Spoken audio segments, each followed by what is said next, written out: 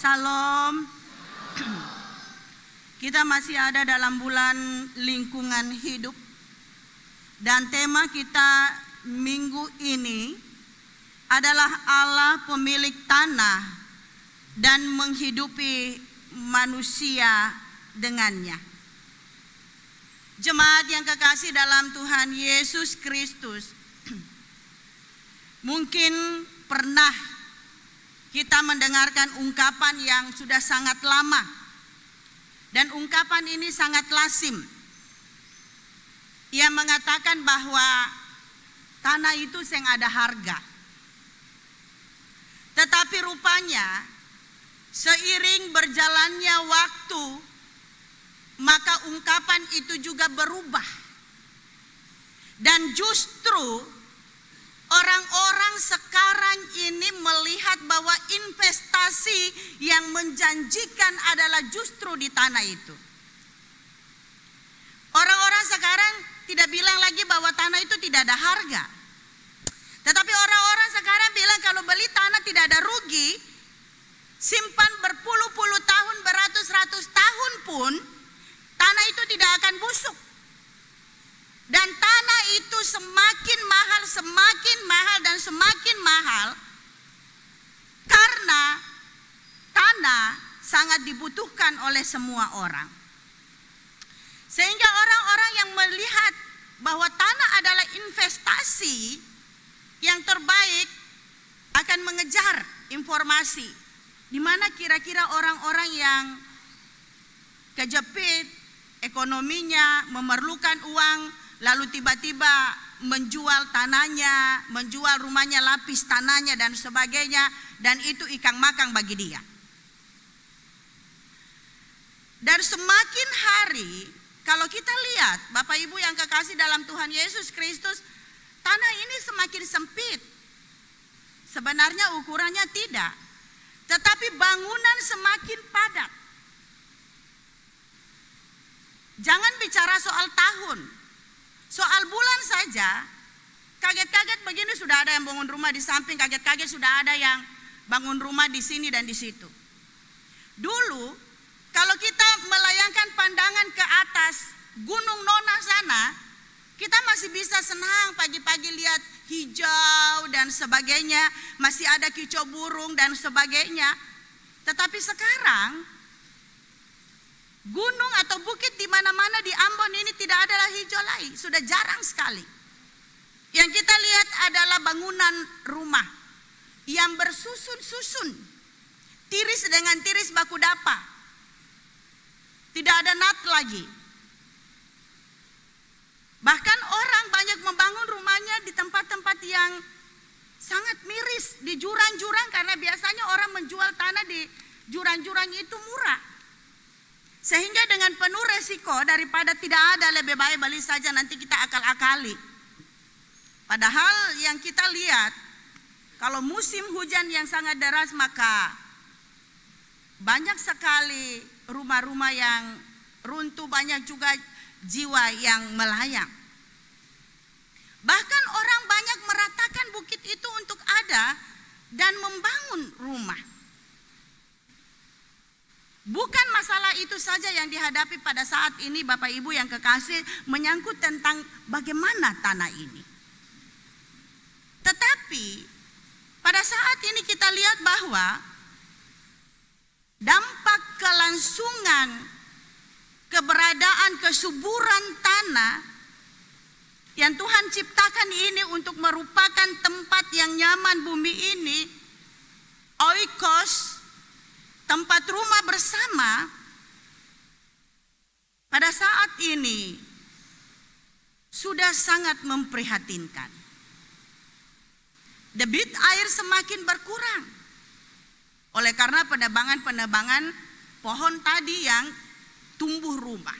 Bukan tumbuh pohon, tetapi tumbuh rumah. Kemudian sampah-sampah plastik. Corona selama beberapa tahun ini juga menyumbangkan sampah masker yang paling banyak. Dan itu juga suka didaur. Semua pada saat ini bergeser. Musim juga bergeser. Dulu itu di Ambon ini bulan April itu musim hujan sudah lebat. Kemarin April, Mei belum, awal Juni belum, ini baru bulan akhir-akhir bulan Juni ini baru hujan mulai intens. Kemudian kita lihat buah-buah, Bapak Ibu yang kekasih dalam Tuhan Yesus Kristus, ketika kita memperhatikan, dulu itu durian itu tema bulan 2, buah-buah itu sudah penuh di pasar bulan 2, bulan 3, sekarang baru kita cium bau durian. Bahkan ada buah-buah juga yang tidak berbuah. Ini mungkin sama dengan lagu Ebed GAD. Mungkin alam mulai marah, mungkin alam meraju. Tunjuk dia pun sikap untuk manusia, bagaimana sebenarnya manusia ini harus memperlakukan alam ini dengan baik sehingga alam ini juga bikin baik mereka. Apa yang manusia butuhkan, apa yang manusia inginkan dipenuhi oleh alam, ketika manusia juga mengasihi alam. Jemaat yang kekasih dalam Tuhan Yesus Kristus, dalam pembacaan kita ini sangat detail. Bagaimana Allah ada dan memperingatkan bagaimana Allah ada dan mengatur segala sesuatunya sehingga umat pilihannya itu hidup kudus, hidup baik. Relasinya terhadap Allah dan relasinya terhadap sesama manusia bahkan alam ciptaan ini. Yang dilihat dari persoalan tanah. Dan persoalan tanah ini bukan persoalan yang gampang.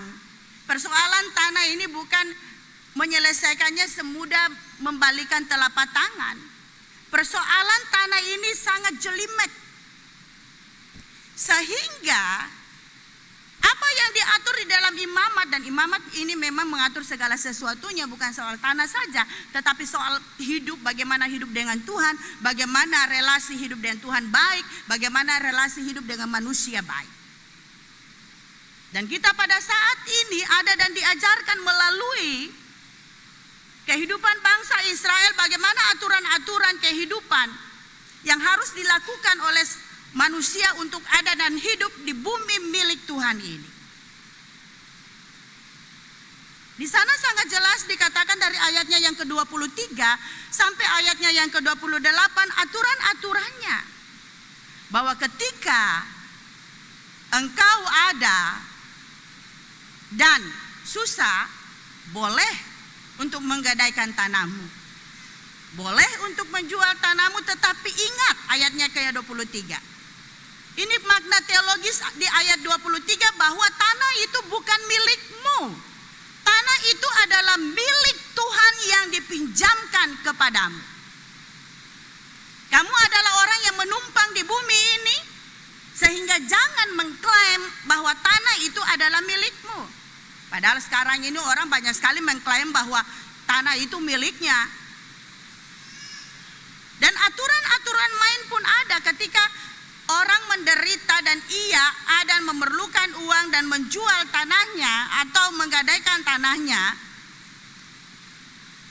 Diharapkan saudaranya yang lebih mampu untuk ada dan menebus tanah itu dan mengembalikan tanah itu kepadanya. Tetapi kalau tidak ada yang bisa menjaminnya, maka ia sendiri kalau ia mampu untuk menabung, lalu nanti pada saatnya ia ada dan menebusnya, dan hitung segala sesuatunya dan kembalikan orang punya hak. Ambillah kembali tanahmu dan selebihnya kembalikan kepada orang. Tetapi kalau juga tidak mampu untuk ada dan menebusnya, tunggulah tahun Yobel adalah tahun ke-50 tahun pembebasan. Tidak ada cerita. Harus membebaskan orang yang berhutang, harus membebaskan orang-orang yang punya tanah, yang menggadaikan tanahnya, menggadaikan hewannya. Bahkan budak-budak juga yang menjual anaknya, menjual dirinya menjadi budak di tahun Yobel itu dibebaskan. Itu adalah tahun pembebasan, tahun Yobel. Tahun kemerdekaan. Tahun di mana orang kembali lagi pada titik nol. Orang kembali ada dan mengatur kehidupannya. Orang kembali ada dan merancangkan masa depannya dengan seksama sehingga tidak terulang lagi apa yang telah terjadi yang ia rasakan di tahun-tahun sebelumnya. Dan semua regulasi itu Tuhan melihat bahwa agar satu dengan yang lain, yang kaya dan yang miskin tidak ada menonjolkan diri, tidak ada dan mengikat satu dengan yang lain, tetapi relasi sebagai manusia itu tetap baik. Bukan orang kaya seenaknya saja berbuat kepada orang miskin, dan tidak ada istilah yang kaya semakin kaya dan yang miskin semakin miskin. Tetapi ada keseimbangan yang diinginkan oleh Tuhan di dalam kehidupan umat manusia ini, karena segala sesuatu yang ada pada diri kita cuma pinjaman dari Tuhan. Sehingga di saat ini juga Tuhan mau mengingatkan semua orang, hati-hati dengan apa yang engkau miliki, jangan sombong. Itu kupinjamkan, satu saat nanti kalau kau tidak mempergunakannya menjadi berkat bagi orang lain, kuambil. Dan kau tidak punya apa-apa.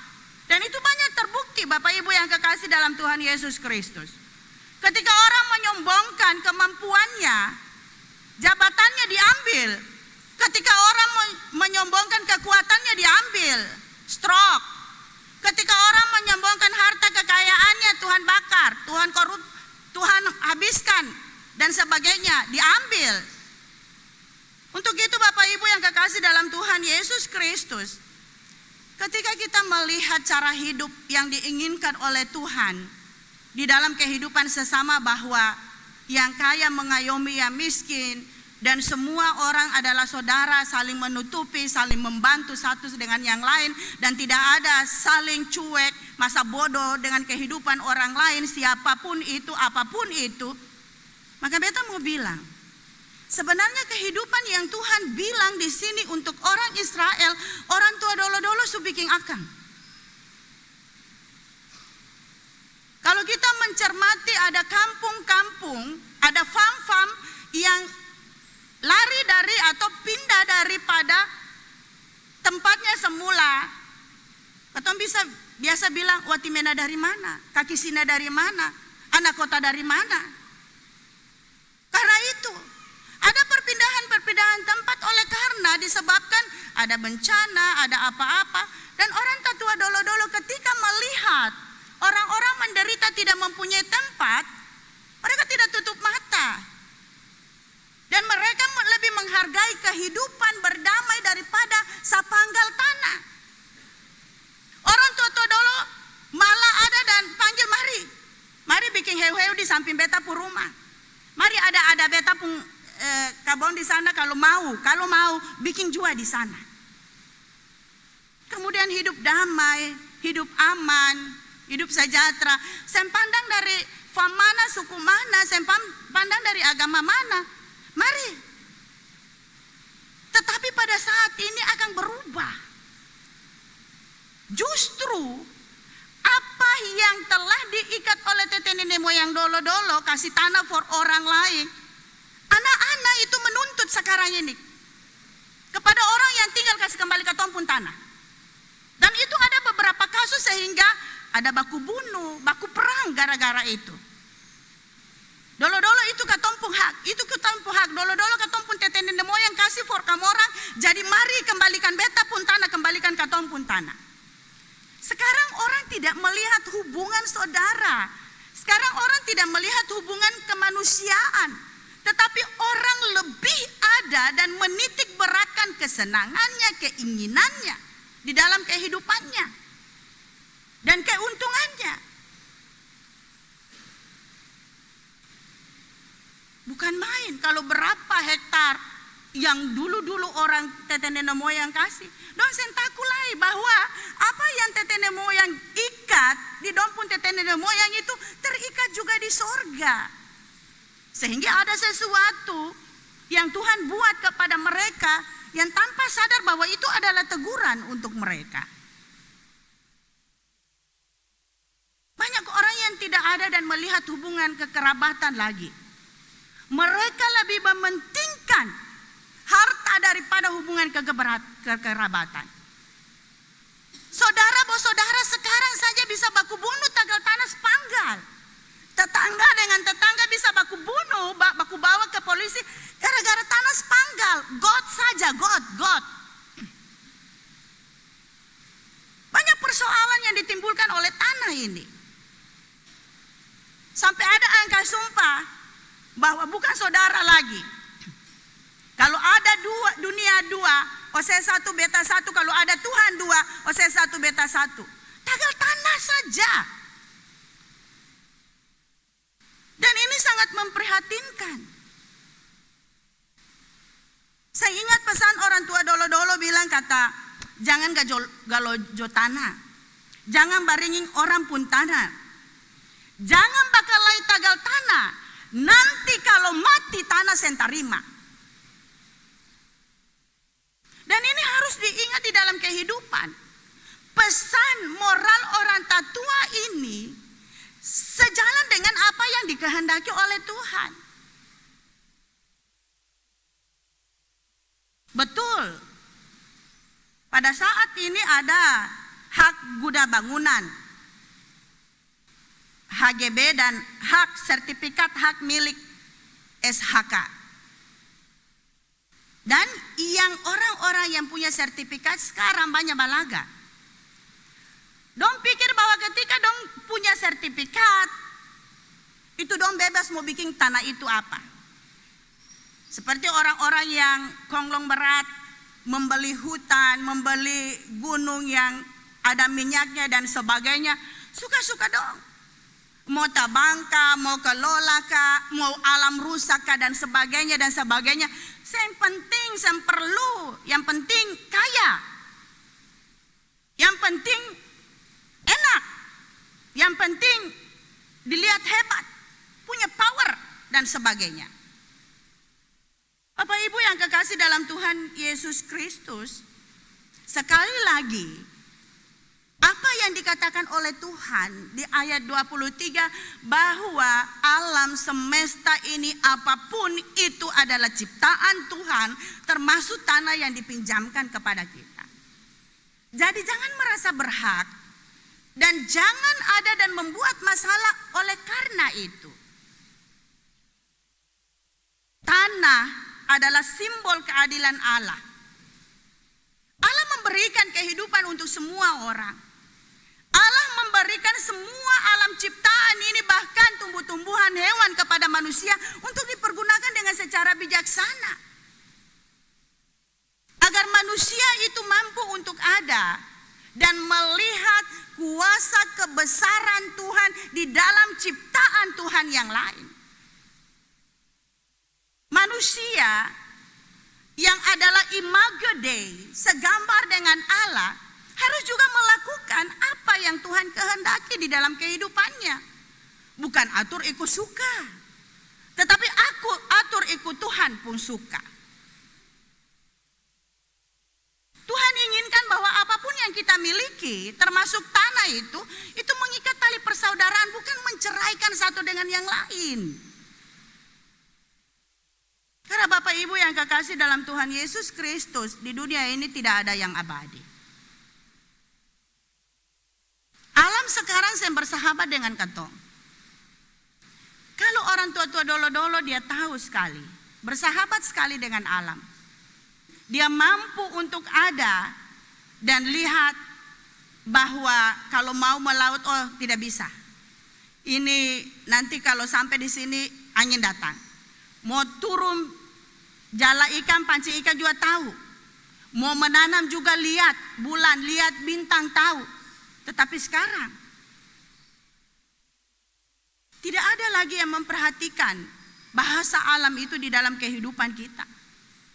Kita melihat sebagai alam hanya untuk ada dan menyenangkan kehidupan kita.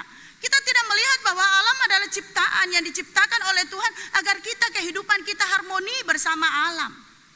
Kita hidup berdamai dengan alam. Ya. Orang tua dolo-dolo banyak kasih nama dompu anak-anak itu kedengarannya aneh-aneh. Tapi itu ada dan menunjukkan bahwa ia ada dan melihat bahwa alam ciptaan Tuhan itu adalah indah dan baik. Kalau Bini melahirkan ada Guntur, kasih nama anak Guntur. Kalau bini melahirkan ada Kilat, kasih nama anak Kilat. Atau hari Rabu dan sebagainya. Lalu itu kadang-kadang kita melihat sebagai hal yang lucu. Ya. Tetapi banyak juga orang sekarang ini, dong pun nama saja dong saya tahu. Sekarang ini nama-nama keren, nama-nama Alkitab, Matius, Yohanes, Lukas. Tapi tahu seng, apa arti Matius dalam kehidupanmu? Apa arti Yohanes, apa arti Lukas? Yang kalau ketong lihat bahwa jauh sekali arti namanya daripada kehidupannya. Untuk itu Bapak Ibu yang kekasih dalam Tuhan Yesus Kristus, mari kita melihat bahwa hidup ini hanya sementara. Semua yang diberikan ini Tuhan juga adalah sementara. Kita dari tanah akan kembali ke tanah. Tujuan hidup kita bukan untuk ada di dunia ini, tetapi di dunia ini untuk kesementaraan. Kita ada dan mengembangkan, kita ada dan menjadi berkat bagi Tuhan, kita ada dan menjadi alat bagi Tuhan demi untuk kepujian nama Tuhan, agar kita pun juga ketika mati Tuhan ada dan mengangkat kita. Tuhan ada dan menaruh kita di sampingnya. Tuhan ada dan memuliakan kita. Untuk itu mari jangan tagal hal yang bodoh-bodoh saja. Hubungan ketong dengan sesama itu hancur. Tuhan Yesus memberkati kita semua. Amin.